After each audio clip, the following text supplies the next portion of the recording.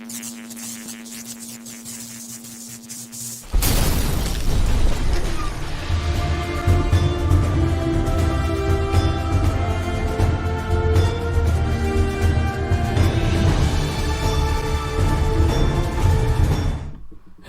everybody, welcome. Happy New Year! It is 2020.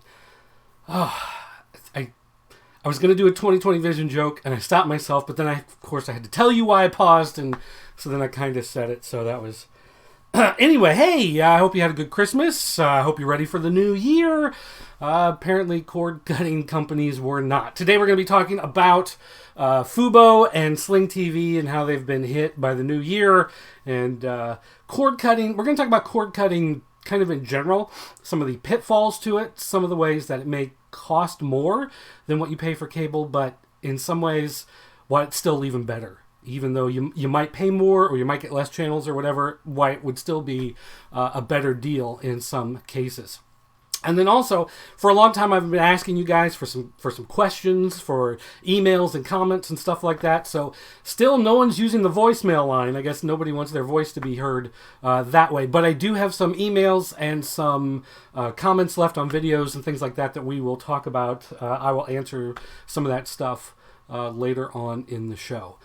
As you can tell, my voice is still a little shaky, still fighting a cold a little bit. So I don't know how long we're going to go today. If my voice starts to cut out, we may cut the show a little bit early because I'm still fighting and trying to get that back. Probably won't do a show tomorrow, of course, because it's Friday. So maybe not Monday. I don't know. Monday's kind of up in the air, but Tuesday for sure. So anyway, just kind of keep an eye on the channel, and you'll see the new show. And for those of you listening through Podbean or iTunes or on the Russian MP3 aggregate sites, whatever they may be, thanks for listening. I'm glad you're here. And I will try to describe things by voice and not have everything be visual. So, today, cord cutting. For those of you who might use Sling or FUBO TV, you've now no doubt noticed that there are some problems with some of your channels. Basically, what has happened is the Disney 20th Century Fox merger, which split Fox into a company for a while that was just called New Fox. I don't know if it's still called New Fox or what the deal is, but that whole realignment, Fox itself got rid of their regional sports networks, and they wanted to give them to Disney. But Disney didn't really want them. They didn't really fit into Disney's plans for things, so Disney ended up selling those to Sinclair Broadcasting. Now, Sinclair Broadcasting may not be a name familiar with everybody. I'm familiar with them just because they own TV stations here in my market, but they are a company that own small stations all over the country, your local NBC or ABC or Fox stations. And then what they do is they tend to run what... They got in trouble for this once because people thought it was some sort of weird conspiracy, but because they own all these networks, what they can do is use their coverage the same way a national network can have coverage. So if they've got an opinion on something, or if they've got some sort of piece that they want every network to read out, they can send it out to all their networks, and all the networks will air it or show it or read it. And then people thought it was like this global conspiracy to control the news. It was all just Sinclair using their network the same way a national network uses their broadcast power. But anyway, Sinclair got all these stations, so you had to cut a deal with Sinclair to get back those regional sports networks. And then, of course, FX and FXX and FX Movies and National Geographic and National Geographic Wild, all of those folded into Disney with ESPN and ABC and all of that stuff. And then Fox is Fox News and Fox Network and Fox TV Studios. I don't know. So anyway, and Fox Sports 1 and Fox Sports 2. So there's my dog being loud. Thanks, buddy. So basically what happened is you had all this stuff kind of recombobulate itself, and it forced standing contracts with Sling to change the way that they had things set up, and it forced FUBO to have to renegotiate certain things, and it put them in a position where they couldn't afford especially at the price point that they're at, to continue to add the regional sports networks. So if you're just someone who uses Sling, then you notice that you have a slight problem now, where some of the stuff that was on your Blue, which was your Fox set. I mean, basically, if you look at Sling, was split into two, blue and orange, right? Your blue is your Fox, your orange is actually your Disney, your ESPN, that kind of stuff. And so what it did is it forced some of this stuff is now under the control of the orange, and then blue, they decided to take Fox News out of the News Extra and put it into the regular, because they needed the more Fox stuff to amp up the blue side. And then you've got the orange side that has some of the other stuff on it now. I know it seems really weird and confusing right now, and some of that stuff may not. FX and FXX and FX movies may end up getting rebranded here at some point under the Disney moniker or something from their family. But regardless, that's all really confusing stuff. Okay, so what happened with FUBO is FUBO lost the rights to the regional networks because they couldn't afford to pay what Sinclair wanted for all those regional sports networks, which really sucks for FUBO, because FUBO is built as a sports streaming service. Even though they don't have ESPN, ESPN by itself doesn't necessarily show a lot of sports as much as it talks about a lot of sports. A lot of that ESPN sports coverage is actually on the other ESPN things you can watch through the website or on ESPN Plus, but then of course you have to have ESPN to get ESPN Plus. It's really a whole convoluted mess as far as all that stuff goes. But FUBO lost all of those, and it's the one of the big problems that FUBO really shows us. And the reason why I'm getting into all of this is not so much because I want to give you guys the history of everything, but I know some of you had questions about Sling and FUBO and cord cutting. But really, the problem shows that the problem with cord cutting and the way the companies are now starting to take control back from the people that were trying to cut out of the big cable packages. Okay, so for instance, we had Comcast. We had the bundle where they gave us home phone, even though we didn't want it, but it was still cheaper with the bundle than getting them separately. So we had home phone and digital cable and internet, and it was cheaper to have the three than to just have internet and the cable TV. So we got all three, the triple play package, whatever. But we had all these channels. We didn't watch a lot of them. And the problem I had was when I left the house, I would want to watch some of that stuff, but you couldn't, right? You couldn't take it with you. You can log into some of the TV Anywhere apps. Some of the networks have their own apps that you can put on your phone and you can stream. Xfinity actually has their own streaming app that you could put on your phone or your tablet. But the problem is those wouldn't let you watch sports outside of your home network. And I'm, a big fan of soccer, so I would go to work and I'd want to turn on the game and have it on in the background while I was doing other stuff, and it wouldn't let me watch it because I wasn't on my home network. They were locked. So what I ended up doing was I got FUBO early on. Now, FUBO early on, when they first started, they were like 15 channels or 12 channels for $15 a month. And it was a very soccer-focused package. And I'm not going to dwell too much on the fact that it's soccer. I know some of you are like, I don't care about soccer, but that's irrelevant. The point is, it was a niche market product. So what it gave you were access to channels that gave you a lot of soccer from around the world, because of course in the United States it's not as big of a deal. But if you wanted to watch the top 5 leagues, if you wanted to watch England, France, Spain, Italy, and Germany, then if you wanted to watch those 5, you really only needed 2 networks. You needed beIN Sports, and then the other one was it's a channel that became 11 Sports Network later on, but I forget what it was before that. And it really didn't become. One folded. It was like America One Sports or something like that. I forget exactly. But anyway, that company folded and 11 Sports kind of took over its position. But anyway, through those channels, and then they also got an Argentinian channel, a channel from Chile, channel from Brazil, so you could watch South American soccer, and some of them would even show, soccer, Belgian Pro League and things like that. So you could watch a lot of soccer from around the world through this one package, and it was cheap. But then NBC saw how popular the Premier League was becoming, so they bought the rights to the Premier League. So now, if you wanted to watch that same content, you had to have an NBC package.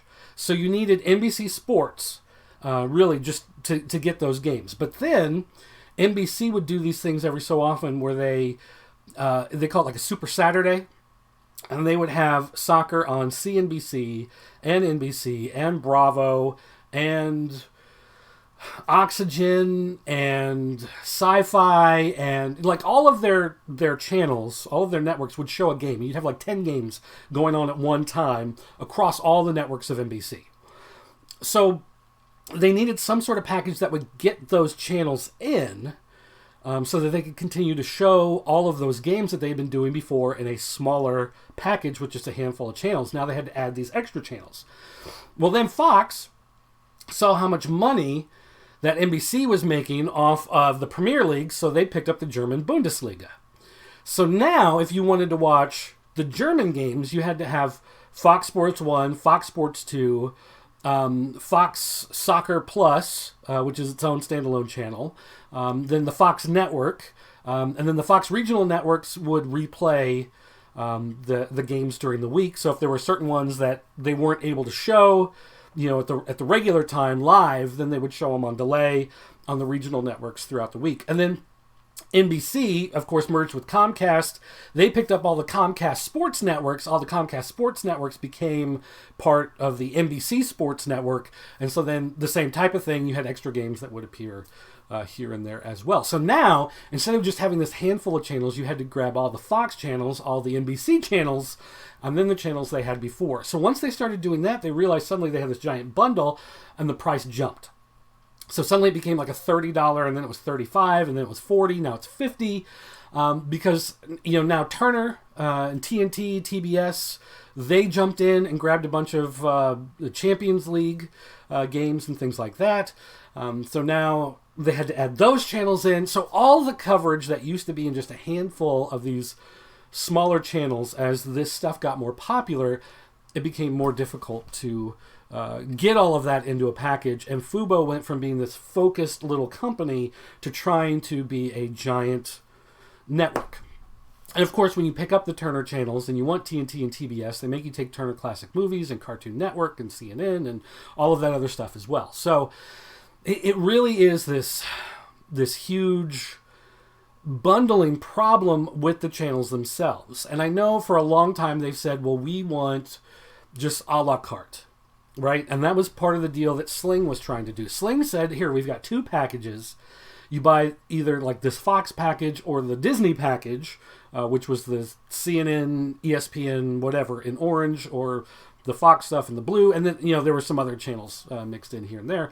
But the idea was you could buy one of those base packages, and then you could buy a bundle of entertainment shows, some news shows, some travel, whatever, add those channels in and build your own thing.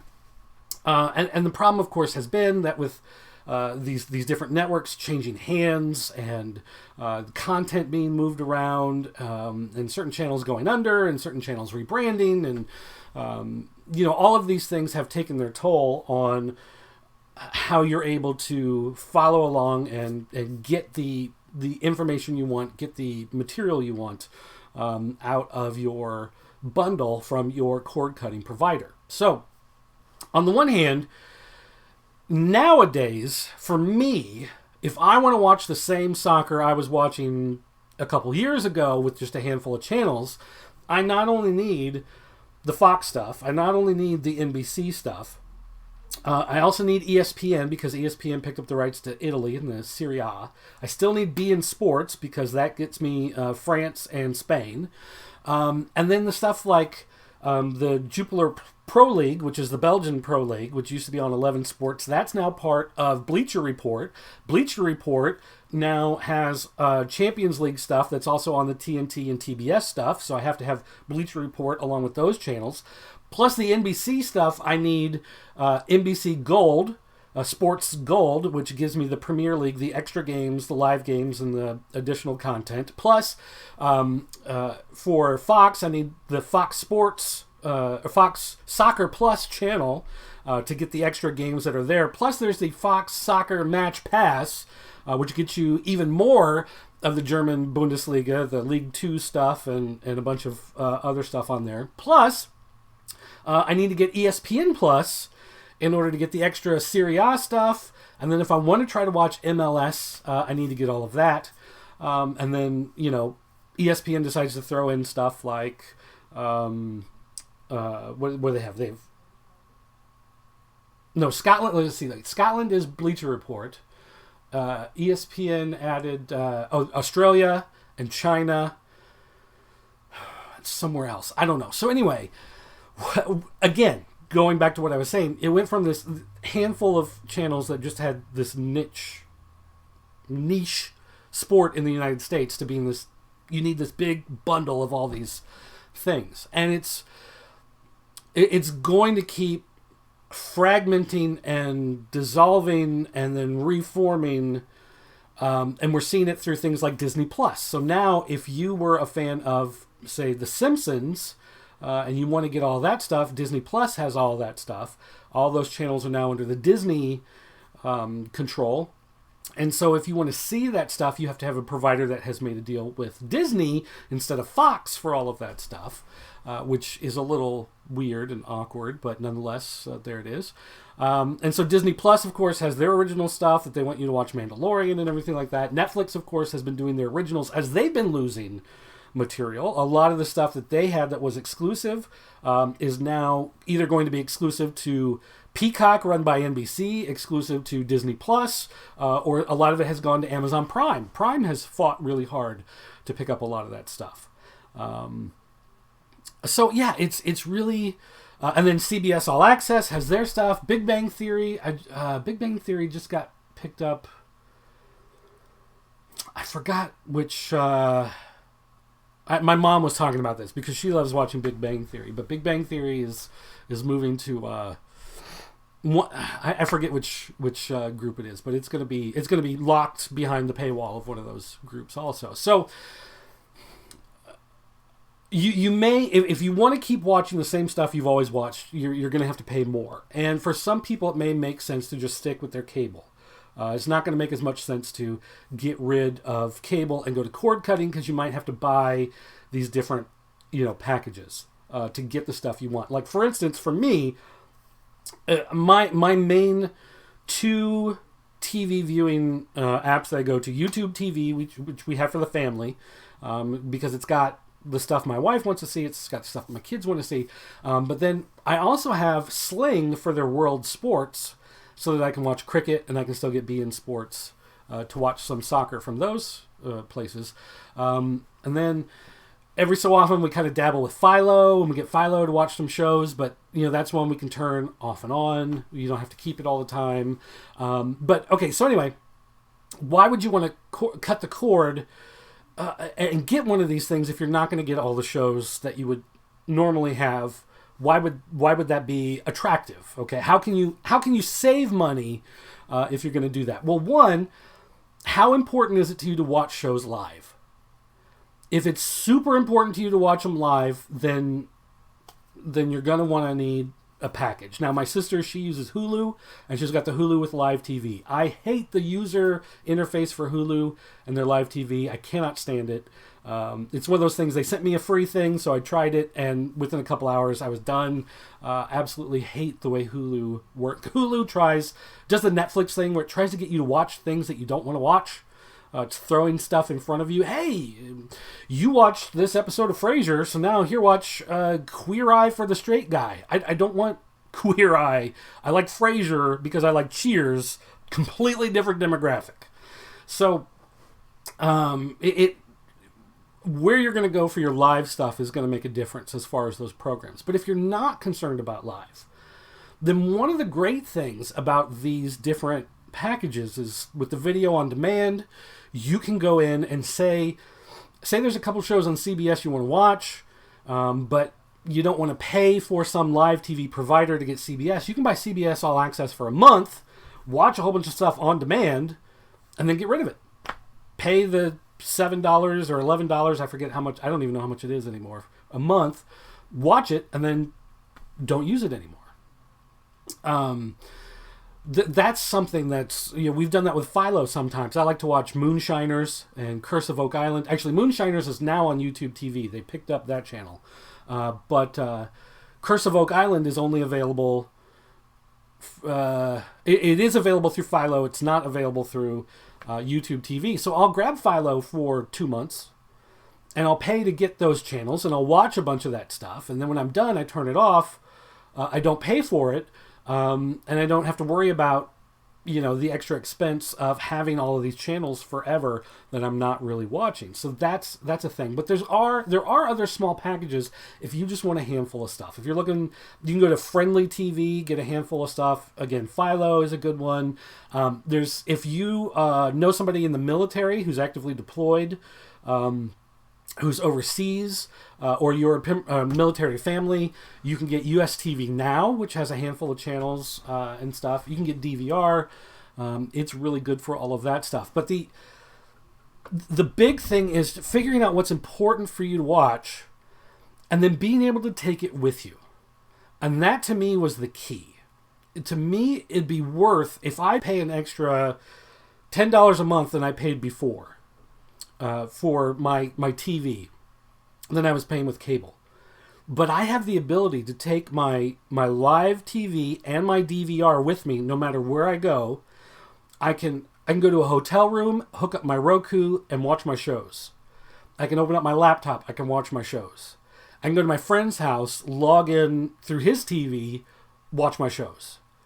No matter where you are, you can take your shows with you. I can watch on my phone while I'm sitting on a plane or on the bus or sitting at somebody else's house when I'm bored out of my mind. Last Christmas, I remember sitting over at my in-laws, and I had my phone, and I pulled up a game, and I just kind of stuck it on a bookcase, like right over here on the side. So I'm just kind of like, just watching out of the corner of my eye, looking over every so often, watching the games that I want to watch off of my phone, because I can just take it with me. And that's one of the beautiful things. Once you learn to appreciate that, I've been driven on the highway and watched soccer games, which is probably illegal somehow because it's a distraction. But nonetheless, being able to take it with you and having that DVR function is a huge, huge, huge deal. And adding something like the Sling World Sports, it's $10 a month, but if you buy a year at a time, it's only $5 a month. So you pay $60 for the whole year. And that's fine. Like, that's a price I'm willing to pay. Plus, I can get Major League Wrestling and things like that through it. So, cord cutting, depending on what's important to you, it may not be the savings you're looking for, but it's still probably a better experience than what you're getting through your cable TV. Plus, you can watch on multiple TVs without having to buy or rent the box from your cable company, right? So you can get a $35 Chromecast, a $29 Roku Express. If you want to pay more for an Apple TV or Fire TV stick or whatever, you can do that and pull up these different things. Now, some people will argue, hey, you only get 1 stream or 2 streams or 3 streams. You may live in a house that has 5 TVs that people use, and then you leave the house and you want to watch TV and you're going to take away a stream from someone watching TV. You may say that that's not going to work very well for you. The difference here is, though, that you have the TV Anywhere apps. So, for instance, when I leave the house, if I want to watch, say, a soccer game that's on NBC, I can pull up the NBC Sports app, log in with my YouTube TV credentials, but still watch the game through the NBC Sports app. It will authorize me to watch the game using my YouTube TV credentials, but it doesn't count against the number of streams I'm using for YouTube TV. So essentially, what happens is there are certain days, Saturdays or Sundays, where there are a ton of games on ESPN, on Fox, on NBC, on beIN Sports. I will have a tablet on Fox I will have a tablet on Fox Sports 1. I will have a tablet on Fox Sports 2. I will have a tablet on NBC. I will have a tablet on NBC Sports. Tablet on NBC Sports Midwest. I will have a tablet on BN Sports, BN Sports 5. I'll have another one on ESPN's feed through whatever, one on Bleacher Report. I may be streaming 7 or 8 games at the same time using 3 streams through YouTube TV, 1 stream that I have through Sling World Sports, and using the TV Everywhere apps. So by using those apps, I'm getting extra screens. I'm getting extra feeds. And luckily I have gigabit download so I can support having all these different streams going on at the same time. And that's another key thing, is being able to use those apps to get extra streams, because you may be limited through what you're doing. And also video on demand. So if I log into certain apps, like the NBC or whatever, I can authorize by using my credentials through YouTube TV and then watch stuff on demand through their app, and I'm not using any sort of stream through my actual YouTube TV. So it does have its bonuses. And different, like I said, different companies will do them a little differently. Sling gives everybody 10 hours for free. Then you can buy an additional, I think it's 30 hours for $5 a month or whatever to expand the DVR. If you are on YouTube TV, it's unlimited recording, but the recordings only last for 9 months. They've gotten rid of all the fast forwarding restrictions. So it used to be like CBS would block you from being able to watch your DVR if they have a video on demand with the ads on it. YouTube TV may cut whatever deal, wrote them a check, I don't know, did whatever in order to get past that now, so you don't have to worry about that. Hulu, I don't think Hulu has a DVR per se, but it can use your Hulu account to watch those on demand that you have as part of your Hulu library. So it kind of works a similar way. So there's a lot of options and a lot of things to look at. And the key thing is, what are the shows that you want to watch? Who has them? And you're probably going to end up with a better experience than you're getting through cable, just because of all the amenities and the extra ways that they allow you to access your content, that you are able to really take it anywhere, as opposed to cable, which wants to lock you to the TV in front of you. Or if they allow you, Xfinity has their stream app, but you have to be on your home network for some of the channels to stream live, which kind of defeats the purpose. They're going, hey, well, you can run it through your Chromecast and your TV upstairs without having to buy an extra box, and that's great, but that's not really what I'm looking for. I want to take it with me. I want to watch it on the highway while I'm driving, down the road, and so I can do that with my apps. So I still believe in cord cutting. It's getting trickier with the way these companies keep merging and molding and changing things, but nonetheless, I still think it's a viable thing.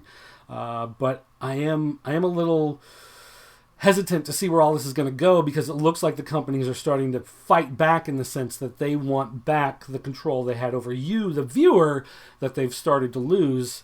And so we'll see how these subscription services continue to consolidate their power over your ability to watch things. So, all right, that's going to do it for that. But before we wrap up today, and I can feel my voice is starting to go, so it's just going to be a few more minutes, but I do want to go through some of the questions that you've sent, some of the mail that you guys have sent to me, because I did say I would read them and answer them, so I should probably read them and answer them, because that would be the good and honest thing to do. So, all right, let's see here. Okay, first up, this says, why don't you want people to like and subscribe, hit the bell, and support your Patreon, which you say you do not have? Why don't you have a Patreon? Okay. This one is pretty easy. When I talked last time, I talked about doing the show as this format, this talking to the camera format, this more, what I called a more authentic format, as opposed to the prepackaged videos I had been doing for a long time. The reason for that is I don't want this to feel like a job. For a long time, all of us here at Pop Culture Network, back when before we were Pop Culture Network, when we were just the Video Game Loser, VGLosers.com and ThatNewToySmell.com, we really looked at this as like a second job. We put in hours and hours every week.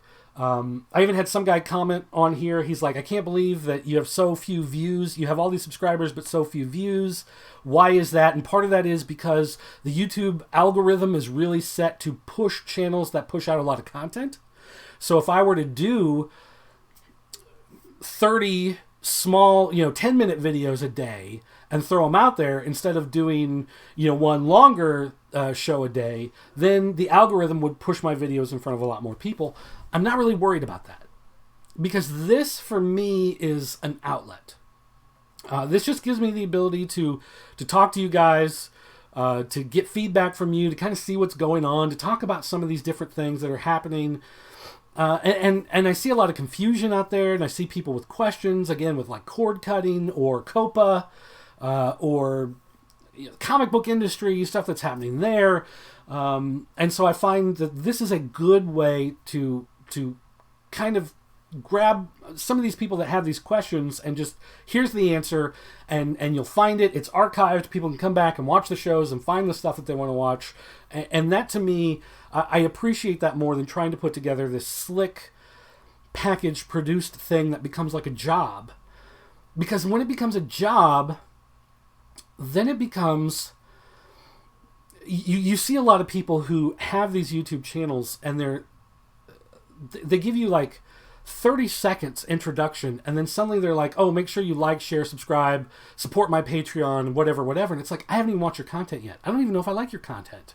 Like, I don't want to give money to your Patreon because I don't even know if I like you yet. And you're already asking me to support it because you see this as your full-time job. There are a few channels that I do support. And there are channels that I don't. There are channels that, if they have advertising, sometimes I will click on the advertising because I know it's going to help them out. Sometimes I don't. That's just how it is. I don't want this to become the type of thing. If I do something like a Patreon, then I have to make sure that I'm going to give you something extra for the money that you're paying. Because that's what Patreon has become, right? It's like a fan club type thing. When you support someone's Patreon, you're not just supporting their channel, but they're also trying to build a community. They have Discord servers. They're printing up stickers. They're, whatever. They're going to put your name in the credits on the video, things like that. Things that go kind of above and beyond. And to me, that feels too much like I'm asking you to pay money out of your pocket for the continued production of whatever materials I'm doing. And that, to me, just doesn't seem right. My support is you watching the video. Right? My support is you watching the video and leaving a comment, or watching the video, sending me an email, sending me a tweet, whatever. That, to me, is more important than me trying to make extra cash, full-time cash. Now, I got to be careful here because, yes, I do have advertising on the channel. We have AdSense. We have AdSense on the Pop Culture Network channel. We have AdSense on the Podbean channel. If you come to popculturenetwork.com, yes, there's Google Ads, AdSense on there. But those pay for the stuff that we have to pay for in order to host and continue to archive the content. So, for instance, all the money that comes from the Pop Culture Network channel goes to pay for the Pop Culture Network server and for some of the domain names. All the money that I get through AdSense ads, the revenue on here, or anything off of Podbean, all of that goes back into paying for the Podbean and some of the URLs. And Podbean, we pay like $100 a year for Podbean, to archive all the old shows, to make them available, to spread them to the different channels, the different outlets, put them on YouTube, and to keep a copy of them so that they're always archived. You can go back 11 years and find the old podcasts that we did. They're still there because we pay money for them to continue to be hosted and archived. So the advertising that I have is just to pay for the things that we're using. Every time we add a new URL, like I add thepopc.net instead of just popculturenetwork.com, because it's easier to type thepopc.net than popculturenetwork.com, that costs money. And so I'm willing to pay that money in order to get that name, to make it easier to get to the website, because I've made some advertising money off of these ads. I don't use that money to pay my electric bill. I don't use that money to pay for me to go to Comic-Con. I don't use that money to buy my kids presents, anything like that. All of that is going to just, keep the website going, keep the podcast going, to make it a place where people can come up and say, hey, we want to do a podcast. Fans of Power, they're starting to branch out on their own more. Beyond Retro has pretty much become their own thing now, and that's fine. If they came to us for a while and they used us as a way to build themselves up. We had some content, we nurtured that. Now they're starting to branch out on their own, do their own thing. That's fine. Like, I have no ill will towards anybody for doing that, and I would love to help more people do that. More people, if I can help more people find their voice and do those types of things. Corticon came to me, wanted to do Foremost Friday, so I said yes, and then he got kind of tired of it, and Mr. TF Prime asked if he could do it, and I said that's fine. He did it for a while. Then the Geek asked if he could do it, and I let him do it for a while. I did it for a while to keep it alive and to go through some of the toys I had sitting around. So if someone has an idea and they want to do it, I want to help them to do it, just because it makes everything else better. It just makes it that much better for YouTube, for podcasts, for everything. The more voices and the more stories and the more things there are out there. I'm not necessarily doing it to help me. I'm not necessarily doing it, I'm not rolling in dough. I'm not buying a car. I'm not, buying an apartment avenue on Vine Street for all my Vine friends, and all that kind of stuff. All of it is just to help promote more voices, help get more people that they feel like there's something they want to say, but they don't know where to go or how to say it. I like doing that type of stuff. I like incubating those things with popculturenetwork.com. So again, yeah, if you're out there and you've got an idea for something, whatever, I'm willing to listen. Do some samples and let me know. And a lot of the stuff that we do, it's just to go back into just keeping things running and keeping it going. I'm not trying to be the number one guy on YouTube. I'm not trying to have the number one podcast on iTunes. I'm not chasing that dream. This for me is a hobby, which I enjoy doing. So as long as I enjoy it, I'm going to keep doing it. I'm not asking you to click like on it. I mean, if you like it, I want to know you like it. That's the likes mean more for me to know that you guys like the content, as opposed to you put a like on it so the YouTube algorithm is going to put it in front of somebody else. I'm not asking you to subscribe and hit the bell because I need you to keep watching to hit that ad revenue so I can, keep loading up all that money. It's not about doing any of that. It's just about trying to keep the ball rolling and continue to make opportunities for other people that want to come in and do stuff. And YouTube as a whole, it's gotten a lot more commercial, if you haven't noticed. In the last few years, a lot of TV networks and a lot of content makers are making a lot more for YouTube as an outlet, as a TV network. And it makes it a lot harder for the smaller channels to be seen and a lot harder for the smaller voices to be heard. So I like to be here. If someone wants to collaborate on something, great, we'll do it. If someone wants to work on something, if they want to try something, we tried the wrestling podcast, the Transitional Champion podcast, and it was okay, and it worked for a while. It became more of a chore, though, as wrestling became more terrible in the WWE only era. So it ended up being something that just kind of went away after a while. But again, I'm not trying to make $1 million and be the number one guy on YouTube, and that's why I tell people not to worry about it. If you're watching it on your TV, it's hard sometimes to get down to the dots and to flip over and to hit that thumbs up before the video ends, before you think about it, because it's wrapping up and you're like, oh, right, I want to go, like that, whatever. And I'm not concerned with that stuff as much. you know? So I'm not worried about the algorithm going out and forcing my stuff in front of other people's eyes. I'm worried more about people just being able to find people that are like-minded, they're interested in the same kind of stuff, they want to know what's going on, and they're going to find it. So I'm more interested in that stuff. And so that's where I'm at doing a lot of that same type of stuff, which I realized in the middle of doing that conversation that I kind of jumped into the next email here, which was what happened to the Transitional Champion podcast. And that was... WWE really killed us with such a horrible product last year. We discussed maybe coming back, but the TV landscape has changed so much that I don't tend to watch anything live other than soccer on Saturday mornings and Saturdays and Sundays when most of the soccer games are on. I watch those live.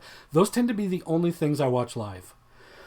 Everything else I watch on delay, just when it's convenient for me.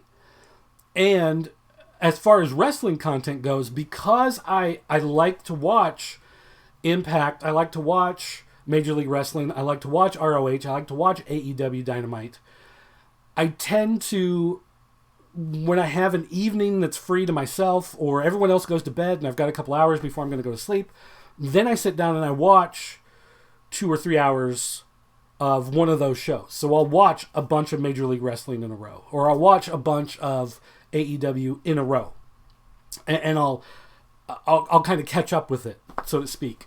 I watch almost no TV live like that, so it makes it tough to do a podcast where we're talking about it every week, because what I'm going to be talking about is stuff that happened 3 weeks ago. So that it just kind of fell apart as far as that goes.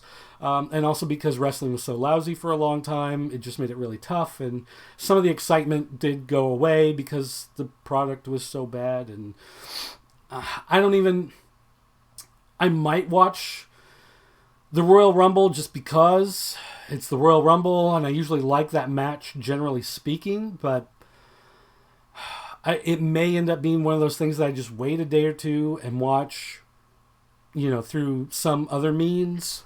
Because again, I'm not really that worried about watching everything live anymore.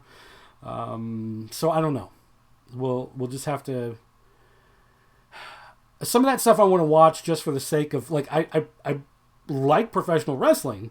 It's just that I've been really put back by how terrible so much of it has been the last few years. So you do with that what you will. All right. How come you don't do toy reviews anymore? What happened to all the toy review videos? Okay, so that goes kind of back to the same thing I was talking about before. Doing all those prepackaged videos, it takes a lot of time. It becomes like a job. You end up buying toys that you don't necessarily want in order to be able to do reviews of them, or things that you're not that interested in. You're kind of interested in, and you kind of feel like, well, I did the last thing in this line, so maybe I should do this thing in the line. And so you start, doing that kind of stuff. And I just really got to that point where I had a bunch of stuff building up around the house. Stuff that I had bought that I had never done anything with, and stuff that I had bought, I had done a video on, and then never touched it again. And it just sat there. And so I ended up selling off a whole bunch of that stuff. I still have a lot of toys, and my wife still hates, and I've thought about maybe doing something where, I do like Tron Tuesdays. I have a whole bunch of Tron stuff that's toys and old VHS copies and film cells and, weird things. And so maybe I grab one thing every week and kind of talk about it on a Tuesday, throw it in there or something like that. And if I have something that's really cool, I'll pull it out and talk about it, like I've done on here with the Soundwave or the Jason figure or whatever. But again, doing those prepackaged videos, they take a lot of time. It becomes like a job, and you really feel like the way YouTube has become, you have to either go all in saying, I'm going to spend all this time making this content so that people will come back. And you have to get this return on investment for what you're spending to, get enough ads to pay for what it is that you've bought and whatever. And I just, it's just not worth it. part of that is the adpocalypse stuff that's kind of, come in and hurt a lot of smaller channels. But not so much that as much as it's just, I got tired of trying to chase that dragon. I've seen so many toy reviewers that they gave up everything and they tried to be like the #1 toy guy on all of YouTube. And they were trying to be the #1 authority on everything. And they were trying to get their hands on everything and interview everybody and have everything, ready to go. And it's too much work for one person and you need extra people. But the whole reason why they try to build up their channel and build up what they're doing is because they want themselves to be the star, but it's too much work just for them. So you need other people to help you out, but you don't want them getting any of the attention. And these people just, they burn out, they stab friends in the back, they do all this kind of stuff. And I just don't want to be one of those people. I don't want to be a part of that, so to speak. So if I get something particularly cool that I want to talk about, I like I've done on this show, I'll bring it up and do it. But I don't want to make that. I don't want to go back to doing that as my thing where I have to make these tightly packaged videos. Now, having said that, someone did send me a laptop. I did an EVU laptop review last year, and it's got a ton of traffic, and people want me to do more hot garbage cheap laptops. So I do have a Chewy Hero book sitting downstairs. I've messed with it a little bit, haven't done a whole lot. I may end up doing another video on that just because I kind of like playing around with those things for right now and seeing what they're capable of. But as far as doing those as an ongoing, like as a weekly thing, probably not anything like that. At least not like I was before. With the way that major networks and content providers have taken over YouTube, it just really doesn't make a lot of sense. And most people, they're chasing some sort of dream that's just really not going to happen anymore. Especially in this day and age with YouTube and COPA and the adpocalypse and everything else that's going on. So there's that. Let's see. I see you don't talk as much about video games anymore. Are you not playing games? I still play a lot of games. I just don't. So here's the thing. I fell into 7 Days to Die. 7 Days to Die is my favorite video game now. Well, I mean, Deadly Discitron will always be like my all-time favorite game. But 7 Days to Die is pretty much all I play anymore. I have a bunch of games on Steam that I've purchased. Games like Instinct Survival, games like Outcast, Lost Colony. I don't know, like all kinds of other types of survival games and whatever. And I don't play any of them. Some of them I've installed, but I've never even booted up once, because most of the time when I'm playing this type of stuff, I just want to play 7 Days to Die. Like I just like that game so much. So it's hard for me to play a lot of other games. Now I do play classic stuff, arcade stuff. I do have an arcade machine downstairs. I've got machines hooked up to that. I've got my NES Mini, my Super Nintendo Mini, Genesis Mini, like all of that type of stuff are plugged into it. And I do sit and I play that kind of stuff sometimes. But none of that's hooked up for streaming or doing videos on that kind of stuff. I just don't. I'm not. I like gaming, but I'm not into the culture of gaming like I used to. Part of that was the whole Gamergate thing, because Gamergate started as something very important. It got sidetracked by people. There were people who were saying and doing bad things. They took all of the attention. It became all about them and the stuff they were doing, and the real problems that Gamergate was trying to point out ended up getting ignored because of these people over here making all this noise. Similar thing with Comicsgate and the stuff that happened there, which is part of the reason why I've gotten out of the culture of comics, even though I still like to read a lot of comics. I've gotten away from a lot of that stuff because so much of the new stuff and so much of the attention goes to things I don't care about, or things that just make me angry to think about how much attention that they're getting compared to actual games or things that actually matter. So, yeah, I don't know. Maybe I'll do more, just plays. Play it loud, I think is what we called it here, where I just sit and play and we stream, the playing, that type of stuff, and talk while we're playing, whatever. But yeah, it's just not it's not the type of thing it once was for me because of all of the toxic stuff that comes from the people that claim that they're not toxic and they're trying to get out the toxic fan base, and it gets worse and worse and worse all the time. So I don't even want to. Let's move on. All right, one more, and then I'm probably going to have to go. What happened? I don't. Okay, so what happened to Ryan Porter? I don't know. He left. He started doing his own thing. He did comic reviews for us a long time ago, and then he left. Tried to start his own thing. Once he left, I really didn't follow. He was one of those. There were some people that didn't leave on the best of terms, and so when he left, smooth sailing. See you around. Enjoy yourself. But I didn't follow what happened to him afterwards, so I have no idea. Honestly, I don't. What happened to Brian Ozone and Masters of the Galaxy? Same type of thing. Although he left on good terms. I have no problems with Brian Ozone. Brian Ozone, he didn't get along necessarily with the other guys he was doing Fans of Power with, so he left. So he started Masters of the Galaxy. He wanted to do it on his own. Like he started with us, worked with us for a while.